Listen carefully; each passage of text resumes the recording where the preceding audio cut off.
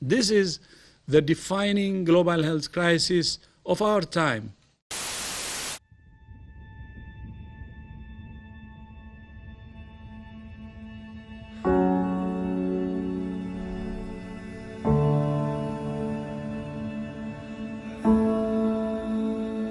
All over the country, small traditional family farms were increasingly being replaced by industrial complexes that crammed millions of animals into buildings, standing on metal grates where the urine and feces drops to below the building. Excess waste often runs off the land into our waterways.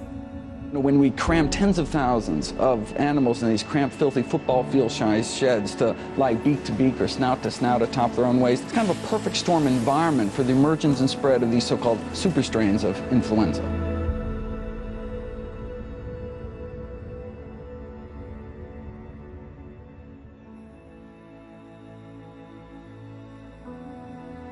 Any one of these huge farms, they're using antibiotics because if you can control bacterial populations, the animals grow faster.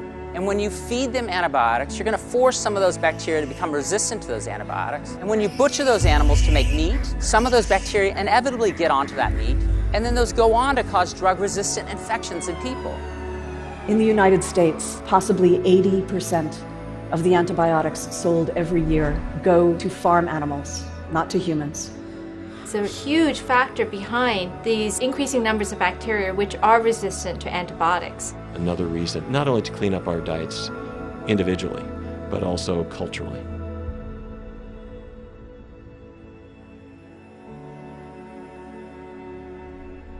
Animal agriculture is the world's leading driver of deforestation and habitat loss. When we cut down forests, we come more into contact with wild animals and makes it easier for the spread of viruses from wild animals to humans. Too close relationship with wild animals in the markets or when we use them for entertainment has unleashed the terror and misery of new viruses. If anything kills over 10 million people in the next few decades, it's most likely to be a highly infectious virus rather than a war. Not missiles, but microbes.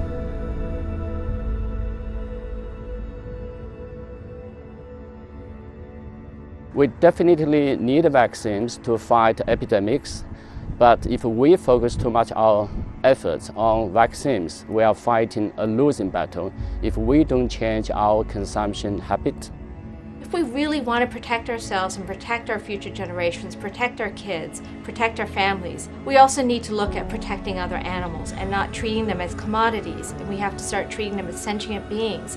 That will not only be better for the animals, but also much better for us as well. If changes in human behavior can cause new plagues, well then changes in human behavior may prevent them in the future. So getting the animals off our collective plate would go a long way toward preventing future pandemics. It's time to take the animals off our plates and to reclaim our health. We have amazing brains. We're capable of love and compassion for each other. Let us also show love and compassion for the animals who are with us on this planet.